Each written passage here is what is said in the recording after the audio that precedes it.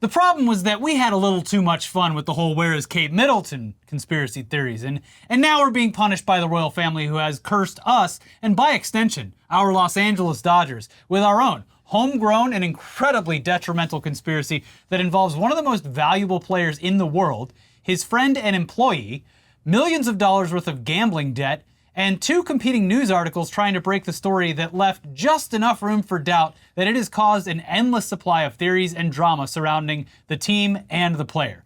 And it is not the only insane sports gambling story from the past few weeks. Both show that it might have been a huge mistake for all these sports leagues, broadcast networks, and news organizations to embrace gambling in a way that is so open and blatant that it shocks even us. I remain vindicated on this topic. And yeah, this is a sports story, but it's also totally bizarre and gets weirder the more details come out. Details that will probably have changed by the time this video goes up, but here you go. Didn't even get one regular season game. No, he did get one. Oh, he got one? Yeah. Okay. We got one regular season game. Because it happened at 3 o'clock in the morning. With the modern day Babe Ruth before scandal had to come and ruin everything. So let's talk about Shohei Ohtani first, because it is undeniable. He is one of the greatest to ever play the sport, and had only previously been held back by his former team, the Los Angeles Angels of Anaheim, a dumb name for a team that has not been great. Although when I was a child in Orange County, they did have some great seasons, and it was a lot of fun. It was because of that movie, Angels in the Outfield. No, it was because they had a monkey in a little uniform that they would bring out when they wanted to get the crowd hyped up. They called him the Rally Monkey. Now they just show him on the screens. Yeah, no, they had a real fucking monkey, and they gave everyone these thunder sticks, and it was loud as hell. Yeah. It was a great time. But not anymore. The Angels fucking stink, and he was a wasted talent. So yeah, it was great news, at least for us, when the Doyers signed Ohtani to an absolutely absurd contract, inventing, out of whole cloth, new ways to pay players in order to somehow skirt league rules, and solidifying the Dodgers as the MLB's most hated team, outside of maybe the Houston Astros. That's right. They are stained by that horrible scandal, and the stain will never be lifted. But now, things have gotten even worse, because the challenge is always, can the Dodgers go one season without a massive scandal? Difficulty level, impossible, because they can't go one whole season without a scandal. They can't even go one day. They can't even go one whole offseason without a scandal. And so it got started earlier this year because the Shohei Ohtani gambling scandal started just after the first game of the season while the team is over in Seoul, South Korea. And the story itself is only confusing because of 2 versions of it running, which is one of the reasons that theories have been spreading so easily. But here's the basics. Shohei Ohtani has an interpreter with him constantly, a guy named Ippei Mizuhara, who'd previously worked for other MLB teams before meeting with Ohtani and becoming his official interpreter in 2017.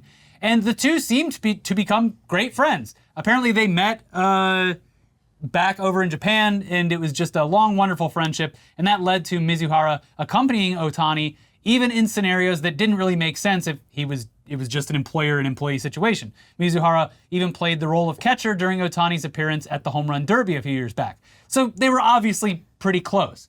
The story as it goes right now is that Mizuhara had a serious gambling problem and was on the hook with a private bookie for millions of dollars. And that debt got paid, at least in part, from the bank account of Shohei Ohtani. And this was uncovered during an investigation of an illegal gambling ring based in Orange County, California, and one guy in particular named Matthew Boyer, who'd allegedly taken bets from Ohtani's interpreter.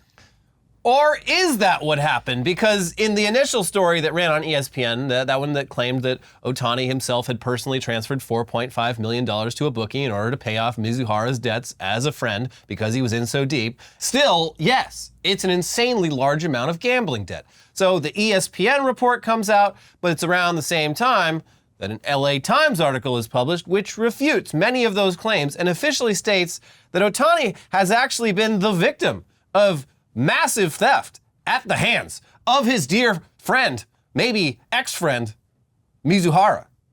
And they say the following in their reporting. Representatives of Dodgers superstar Shohei Ohtani on Wednesday accused his interpreter of engaging in a massive theft of the ballplayer's funds to place bets with an allegedly illegal bookmaker who is the target of a federal investigation. In a statement, the West Hollywood law firm Burke Brettler said, "In the course of responding to recent media inquiries, we discovered that Shohei has been the victim of a massive theft, and we are turning the matter over to the authorities. The Dodgers on Wednesday fired Mizuhara, a team spokesman said. One of the sources said that Mizuhara was not truthful when asked about the Times inquiries. He was still interpreting for Ohtani on Wednesday in Seoul.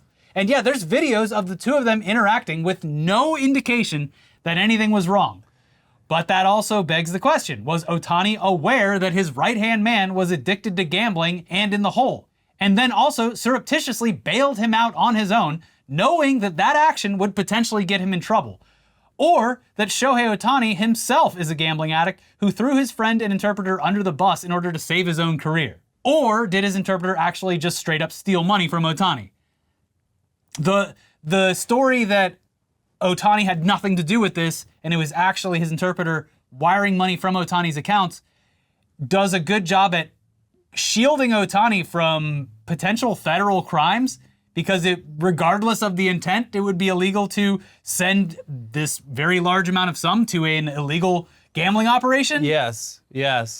So yeah, we're leaning towards the most realistic theory, one that still could get Ohtani in a lot of trouble, and that's that he just paid off his friend's debts. And what makes this even weirder is the fact that Mizuhara claimed that Ohtani knew and that he wasn't mad, and that he paid the debts off willingly with no issue. Yeah, he's probably like, oh, America, land of the free. Sure, no problem. What could be the problem with paying off my friend's gambling debts in the land of the free? You promise not to do it again, though, right? Yes. So yeah, while Ohtani and his legal team now say that he was the victim of theft, which it doesn't make sense until you realize that Mizuhara was still interpreting for Ohtani up until yesterday evening. So theoretically, he could have twisted Ohtani's words in order to make himself look better in the initial conversation. Yeah, it is a funny predicament they have. They need to find a third Japanese speaker to sort this situation Sadly, out. there are none. I mean, last I checked, they were teaching Ohtani Spanish. Yeah. Maybe try that. So here's from another ESPN article about the interpreter and how they might be getting mixed messages in the initial unveiling of this drama. Mizuhara on Tuesday evening laid out his story in great detail, including saying that Ohtani had sat with him and the two transferred the money in $500,000 increments in several different settings. But as ESPN prepared to publish a story Wednesday, the spokesman disavowed Mizuhara's account. In a subsequent interview with Mizuhara, he told ESPN he had not been truthful, that Ohtani had no knowledge of his gambling activities, debts, or efforts to repay him. On Thursday, a source close to Ohtani gave an explanation for the changing storylines. As Ohtani's handlers tried to determine what had happened, they initially relied solely on Mizuhara, who continued to translate for Ohtani. Yeah. Anyway, so this report added that multiple sources, including Mizuhara, told ESPN that Ohtani does not gamble and that the funds covered Mizuhara's losses. ESPN had reviewed bank information showing Ohtani's name on two $500,000 payments sent in September and October. So at a base level, this is still potentially illegal. Because again, allegedly, under his name, money was sent to an illegal gambling operation. Crimes were committed. Now, it's probably true that the interpreter was the one placing the bets based on the information gathered from both ESPN and the LA Times. But it also seems unlikely that Ohtani would have no idea that any of this was going on, and also incredibly unlikely that his interpreter, regardless of how close they are, would have access to the bank account of one of the most valuable athletes on the planet and then be able to use that account to wire hundreds of thousands of dollars at a time without Ohtani or his managers, agents, and accountants having any idea about it. Yeah, that's not something banks are usually pretty blasé about. Yeah, they usually will at least call to check. Yeah. But then again, they probably called and they were like, can we speak to Ohtani? Ohtani picked up, he's like, oh, sorry, no English. Here, talk to Mizuhara. Like, because he's so dependent on this guy for just existing in the United States, I don't know. On the really sad part of this, you have potentially a guy whose heart was in the right place, trusting his friend and employee with his entire life in a country that he wasn't born in. His personal gateway to the United States in many ways. Yeah, it's fucked up. So it is fucked up. So yes, back to this probably couldn't happen with a bank without Ohtani knowing about it. There are actual regulations in place to stop these types of things from happening because this is basic fraud. Sending money to someone through someone else's bank account is just fraud. Yeah, but again, even if Shohei goes down to the bank, I'm sure That doesn't happen, but yes. like if he goes down to the bank with his interpreter and he's just doing like routine financial, like, okay, I need to move some money around. The translator is the one relaying all this information to the banker. Yeah. And the banker assumes like, okay, so yeah, $500,000 here, $500,000 here, and okay, yeah, another $500,000 over here. Sure. Is that cool? Okay, thumbs up. Sounds like he's down with it as you translated exactly what I said, right? This is going to go one of two ways. Either this is going to get swept under the rug completely and just be a black cloud hanging over the Dodgers organization, like everything else has been for years. I don't think the league can handle this kind of stuff. That's the other thing. The other way it goes is that there's the most in-depth investigation possible, and shit about this comes out for a very long time, and they piece together how he did this. Well, I mean, at least this time around, there was no sexual assault allegations. Yes, yeah, this is a financial crime. Last time, it was not a fun story. This one's interesting in a way that's fascinating, less fucked up. Yeah. So there definitely seems to be more to the story, and adding fuel to that is the fact that Ohtani brings in so much money to the sport in general, let alone the team. It's in conspiracy mode. It is in everyone's best interest to make sure the story that implicates him is the one that dominates the news cycle the least. Right. But hey, feel free to go nuts in the comments below. And yes, this does suck as a Dodgers fan. I would have loved to have entered this season with If you were a real Dodgers fan, you would have known that disappointment is always around the corner. True. I just thought it was over for real this time. Nope. Hey, it could be worse. Could be a Houston Astros fan, so... Or you could be a Phillies fan who loves dollar hot dogs. Yeah, they got rid of that because you couldn't behave yourself. So things could be worse. So not exactly related to this gambling scandal, but close enough that we should definitely at least mention it, is the fact that an employee of the Jacksonville Jaguars in the NFL was recently caught stealing millions of dollars from the organization in order to fuel his own gambling habits. And this number is so astronomically high that there are an infinite amount of questions here too, because the finance manager of the Jaguars apparently stole $22 million from the team and spent most of that money on FanDuel. Yeah. The team has since reached out to FanDuel directly to nicely ask them to please give the money back. Which is very funny. We doubt, I don't know, it's probably not going to work out that cleanly, but yeah, the team employee Amit Patel spent millions on gambling while employed by the team and was quoted in a recent article in The Athletic describing just how bad things got, saying, "You wake up in the middle of the night and you're betting on Turkish women's volleyball." That's fucking rough. You just can't even get through a night without making it a little bit interesting. It really, like, gambling is, I think, the worst addiction. Because... True, like, that's the thing is, and I've said it before, like, every once in a while enjoy it. I do like playing fantasy with my friends and stuff like that. So but, like with all addictive things, the gambling, so most people can gamble and it's just a little novelty for them. Mm-hmm. And much like with alcohol, like most people can drink alcohol, it's not an issue. And that makes it much more tempting for the people who would have a problem with it. And yeah, I mean, the thing is like you can drink yourself to death, but like gambling is just a whole different fucking beast where you are just like constantly, literally fighting to survive once you get far enough down that pit where you have no money. Everything's on the line. You are in debt everywhere. Yeah. And you're just like, well, fuck, I'm fucked. I guess I need to gamble more to stop my gambling problem. Yeah. Personal anecdote, like, yeah, that's what was me with alcohol. That's why I had to stop. And luckily I was able to stop. But yeah, and that gave me a whole new perspective on what addiction actually feels like. And yeah, it's horrible.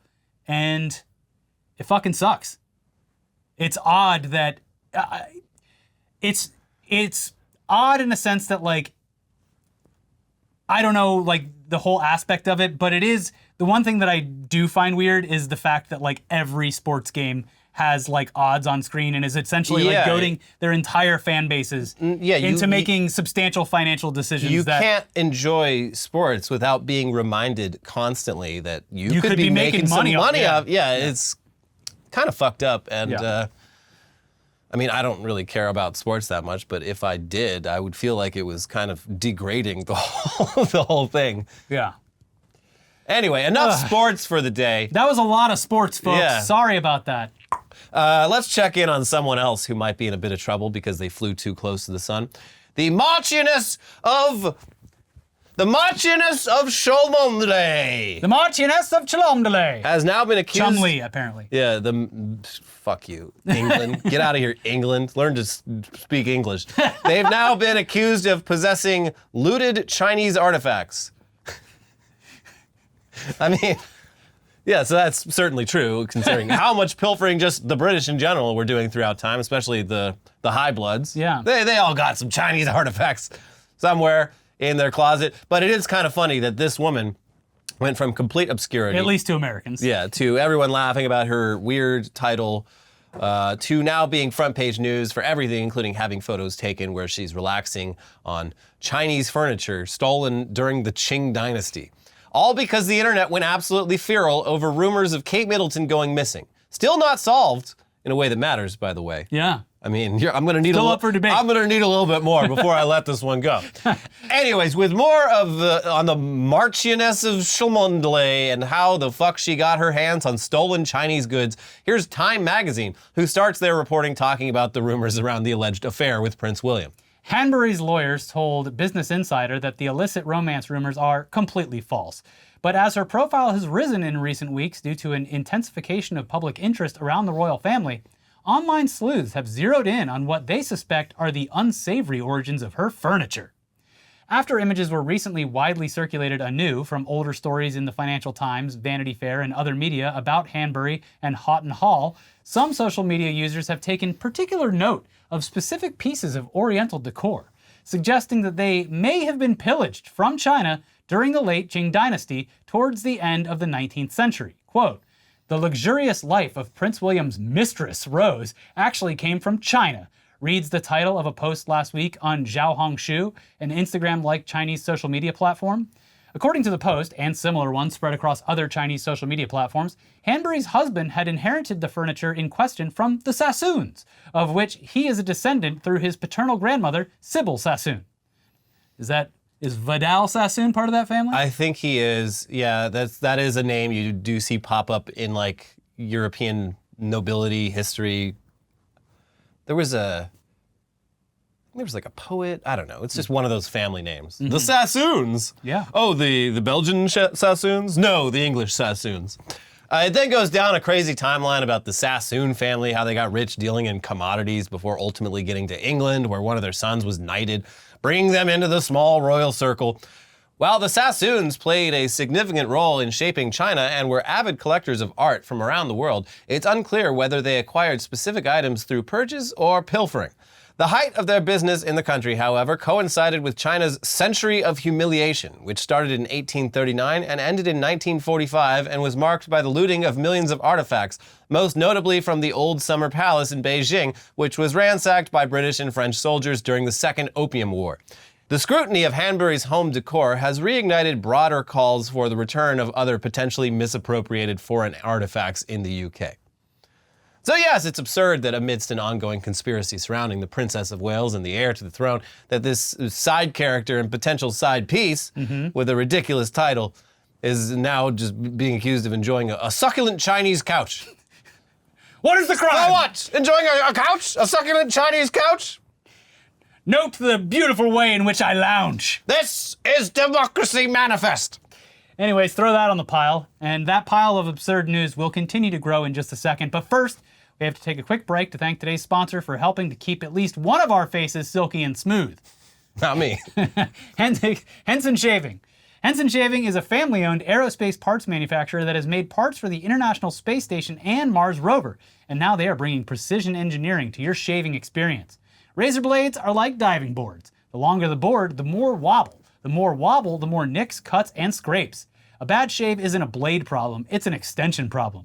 By using aerospace-grade CNC machines, Henson makes metal razors that extend just 0.0013 inches, which is less than the thickness of a human hair. That means a secure and stable blade with a vibration-free shave. But wait, it gets better. The razor has built-in channels to evacuate hair and cream, which makes clogging virtually impossible.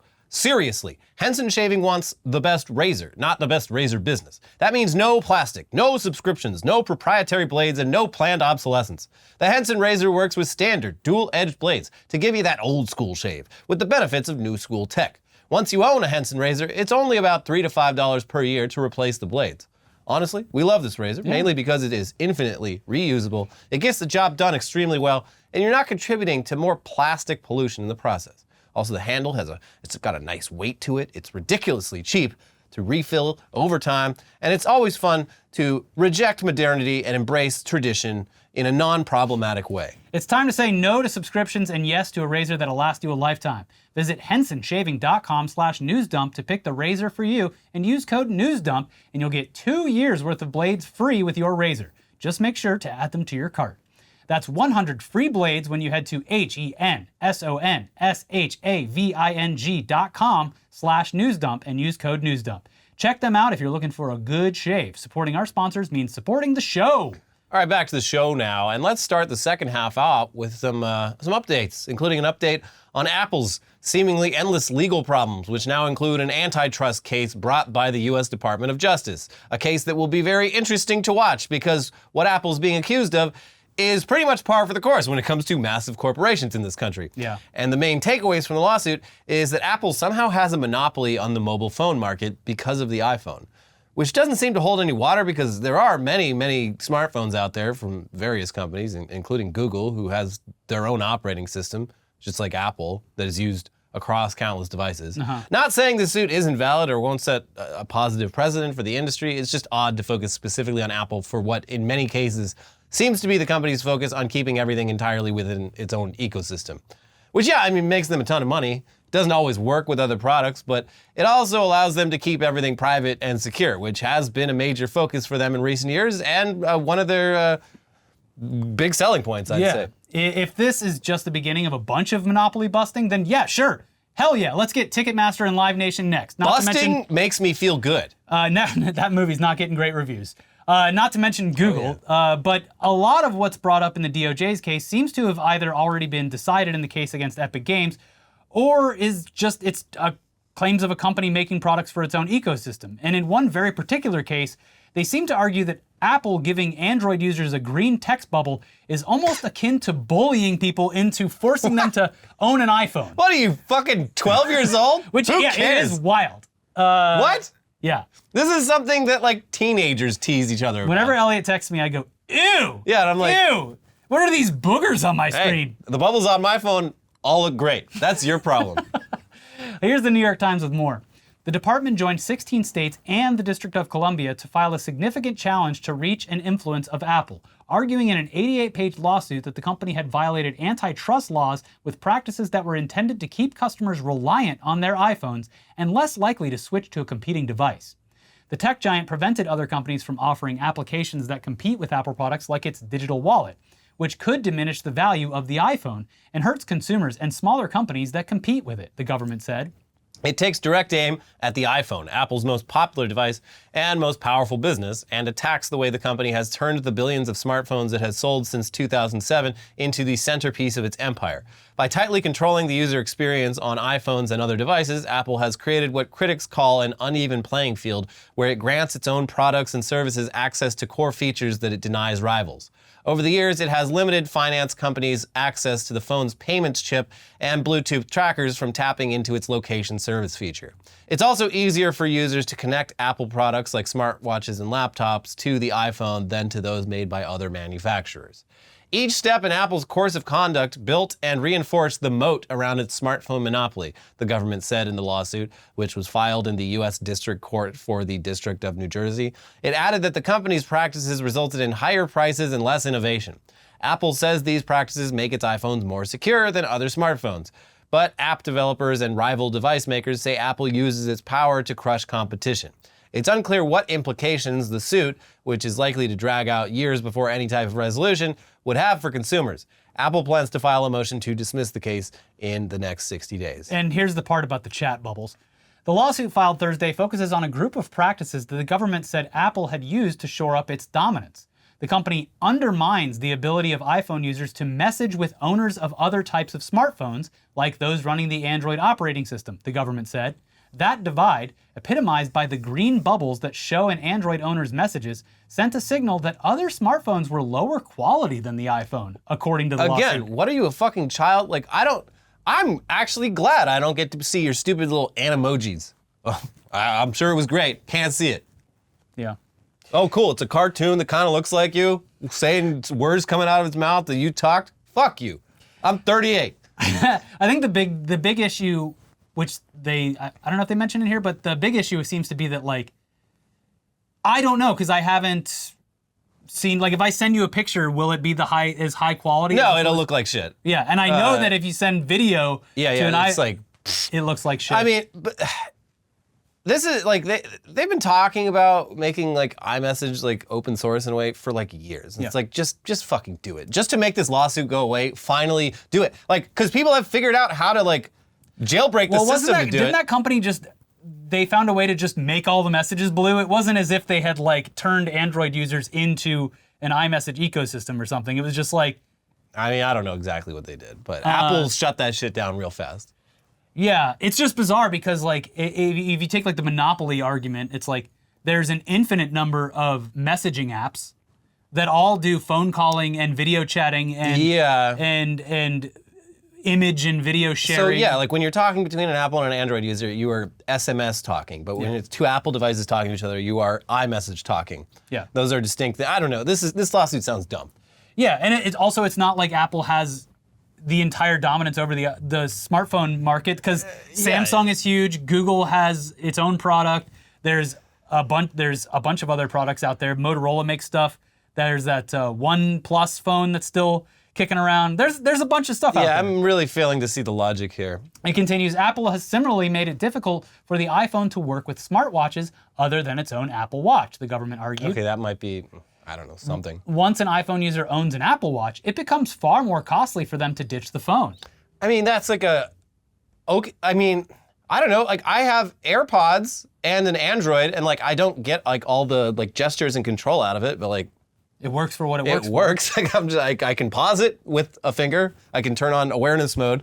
Yeah, even like the spatial audio, I never use that, and people that I have talked to about it are like, "Oh, how do you turn that off?" I hate it because it's like whatever way you turn, the audio stays. Oh, that's weird. It's bizarre. Anyways, as the resident Apple owner, I was a diehard Android fanboy for a decade. I made the switch, and look, it's a fine phone. But I'm just confused about the whole thing, because when consumers are aware that they buy an Apple product and that works with other Apple products seamlessly, it's the same experience that's the whole point. You would get with like the Google phone and their AirPods, or the Samsung AirPods and their phone. Anyways, that's just how ecosystems work in tech. There's many such examples of similar companies that have ecosystems just like this. Not to mention the ones that we just talked about, but off the top of my head, Amazon's Ring comes to mind. I mean, they should get hit by an antitrust, because it is really annoying that, like, once I inherited like Ring products, and now I'm like, there's better shit out there, but you can't switch because you're just be like basically like throwing away hundreds of dollars, like just a bunch of electronic waste. And it's just like whatever. But it's not like Apple doesn't allow other products to be used with their phones. Also, they don't have a traditional monopoly at all, because there's heavy competition in all aspects of their businesses, from computers down to the phones. So I don't know, it's a weird argument. If this ends up being a positive thing for the tech space overall, I'm all for it. If this is just the first in many breaking up monopoly cases, I'm all for it. It's just weird to be like, it seems very specifically that they're very upset about the green bubbles and getting made fun of for it. Someone at the FTC, just like their kids just like make fun of them for having a green bubble. Also, conspiracy hat on, Apple has always run afoul with the government for not wanting to like show off the encryption in their phones. Oh, yeah. Anyways, moving on. Speaking of lawsuits, it appears as though the state of Texas was not content with merely shutting out Pornhub from their state. They have now filed a lawsuit against 2 other adult websites, which will almost certainly result in them just blocking access as well. Yeah. No cooming in not Texas. For Texas, no. No. In Texas, when you cum, that sperm better land on an egg. And it better result in a pregnancy taken to term.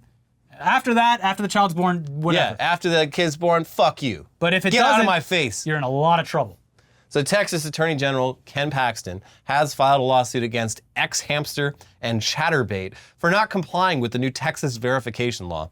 And we can't see this turning out any way other than those sites just simply blocking access to Texans entirely. Not that Texans wouldn't find a way around this, as we saw with the Pornhub block. Searches and downloads of VPN services absolutely skyrocketed in the days following the decision to remove Pornhub access with the state. There's ways around. Yeah. So with more on these latest filings, here is 404 Media. As first reported by local news outlet KXAN, the Office of the Attorney General filed 2 civil lawsuits on Tuesday afternoon against Hammy Media, That's what it's called? which owns X-Hamster, and Multimedia, which owns Chatterbait. Paxton's lawsuit against X-Hamster asks the court to force the site to pay a civil penalty of up to $1.67 million with an additional $10,000 a day since filing. For Chatterbait, it's $1.78 million plus $10,000 per day. And the article talks about the recent news regarding Pornhub and then gave an update on this decision, once again from Ken Paxton. Paxton celebrated his constituents not being able to visit Pornhub, while much of the rest of the country and the world still can freely as a win. Pornhub has now disabled its website in Texas. Sites like Pornhub are on the run because Texas has a law that aims to prevent them from showing harmful, obscene material to children, he wrote on Twitter. We recently secured a major victory against Pornhub and other sites that sought to block this law from taking effect. In Texas, companies cannot get away with showing porn to children. If they don't want to comply, good riddance. They also add that currently both X-Hamster and Chatterbait are still available in Texas, so better start jerking it. You don't know. Get one more wank in before. Then you're gonna have to just go to X videos, x.com. Yeah. Which again, we bring up, like, how is x.com not running afoul of these regulations, considering that it is perfectly fine to upload hardcore pornography onto that site? I am propositioned to view pornography more on Elon Musk's X than anything else on the internet going back to like the late 90s. Yeah. It's interesting that hasn't been addressed by states like this that seem to care about this kind of stuff. But yeah, for how long that you'll still be able to visit these sites, that's anyone's guess. You better hurry on over. You can pause the video if you need to. You might not have enough time to goon, but you probably still have enough time to coom. Yep. And we should point out once again, in case you missed all the other times we've talked about this, that taking at face value, this age verification shit, it sounds like a good idea. Great. And no one would argue that kids should have unfettered access to adult websites. But the way that this is being handled, it's dystopian, it's weird, it's unsafe, and it will almost certainly result in data mining, hacking, and fraud, among other things, because you literally have to upload your government ID to a state portal to visit websites. Anyway, finally today, another one bites the dust. Looks like Kotaku's days as a games journalism site might be numbered because the new ownership has already forced 2 editors-in-chief to quit and is now demanding that the site's staff crank out 50 game guides per week. Sounds reasonable, right? Something that was not exactly what Kotaku was ever known for, and yeah. It's weird. Oh, we own a gaming site? Hey, they got any of those Brady guides? The strategy guides. My kid just got this Stardew Valley. He can't figure out nothing. He needs some tips and tricks. Oh, they don't even have guides on this site? We're gonna have to change Which is that. like, they're reverting to like a business model from like the early internet. Weird. And it's, I'm sorry, like 9 times out of 10, if I need help with a video game, I'm going to YouTube so I can literally watch someone do it. Yep. Instead of like, game guides, I mean, sometimes they're useful, but they're like recipes where you gotta scroll past so much fucking filler bullshit and like ads in the middle. YouTube just to videos are like that too. You gotta skip through like 3 minutes of, our channel, we jump right into the news. That's right. Gaming stuff, they do kind of stretch a little bit. I mean, sometimes. But usually you can just like skip ahead a little bit. Yeah, I don't know, it's easier with video. Yeah. But with the game guides, I mean, back in the day, literally early internet, just like fucking text files. Yeah. It was very helpful. It was like, holy shit, Yeah. this is sick. Back in my day, we used to print out the combo codes for the Mortal Kombat. Now I print out my my Helldivers codes. So Have them all right there. I'm just always in getting case. Butterfingers right when it counts. Yeah. Anyways, here's Aftermath, which is a new subscriber-based gaming news site started by former Kotaku employees. So you should definitely go ahead and just bookmark their site by now for your gaming That needs. seems to be the way the wind is blowing, is just people who ran sites that used to be good and were ruined by terrible management, starting their own independent version of that site. But you need to support them because that's the whole point. Yeah. So links are always down in the description, but here's from their reporting. Jen Glennon, who took over as editor-in-chief of Kotaku in October, resigned Thursday. In a resignation letter seen by Aftermath, Glennon says that she made this choice due to the management team's recent decision to deprioritize news in favor of guides. Glennon is the second editor-in-chief of Kotaku since Stephen Totilo's departure in 2021, following Patricia Hernandez, who was fired in August 2023. After careful consideration, I have concluded that the current management structure and decision-making processes at GO Media are not aligned with my values and goals for Kotaku, Glennon wrote in her letter of resignation, which was addressed to GO Media executives Jim Spanfeller and Leah Goldman. I firmly believe that the decision to invert Kotaku's editorial strategy to deprioritize news in favor of guides is fundamentally misguided given the current infrastructure of the site, Glennon wrote. This decision is directly contradicted by months of traffic data and shows an astonishing disregard for the livelihoods of the remaining writers and editors who work here. According to a source close to the situation, Kotaku's staff will be expected to create 50 guides a week at the site. Currently, Kotaku's homepage features a prominent game tips and guides module at the top of the page in a space that was previously reserved for major stories and breaking news. Staff members have criticized the homepage redesign on social media, noting that Kotaku's major source of traffic is not guides. New management and owners not understanding what they bought, tale as old as time. Maybe they think they can have like ChatGPT watch YouTube videos of people playing video games and just write down what happens. Yeah. And use that as the guides. And then you don't have to pay anyone. Yes. I feel like I just gave them an idea. Also, that's not free. Usually when I give out ideas, they're free. That one's going to cost you, Jim Spanfeller. Money. And yeah, actually no, pay your employees. Fuck you. It just seems like such a bad idea because there's so many options for getting game guides and walkthroughs. Like you go down to the Barnes & Noble and you pick up the Primo's game. I'm just saying in general, like YouTube, social media, anything like that. Whereas finding breaking news and in-depth journalism related to the gaming industry is a lot harder to find and also a lot more tantalizing to clicks and getting people to read things than someone just like out there searching for game guides and hoping that the Kotaku one's the one that pops up. Also, it seems like a lot more work to crank out 50 in-depth game guides a week than to focus on news stories that'll be very, very widely spread. I don't know, it's a bad decision, but there's probably no thinking behind it because the people that run these places are very dumb. Yeah, they don't even know what they own. Dumb enough to lose 2 editors-in-chiefs in a couple of years. Anyways, that's it for today. We do have some weird, wacky, fun, hopefully fun news coming with Weekly Weird News very shortly. But in the meantime, please like the video. Please leave a comment, reply to a comment, do all that engagement stuff. Just make sure you like the video. And if you haven't seen it already, we have 2 new videos over here. We got one from earlier in the week about Trump having his assets seized. And also we have tech news about Elon Musk being potentially, probably racist. Seems that way. Yeah. Check those out and we'll see you soon. Bye. Bye.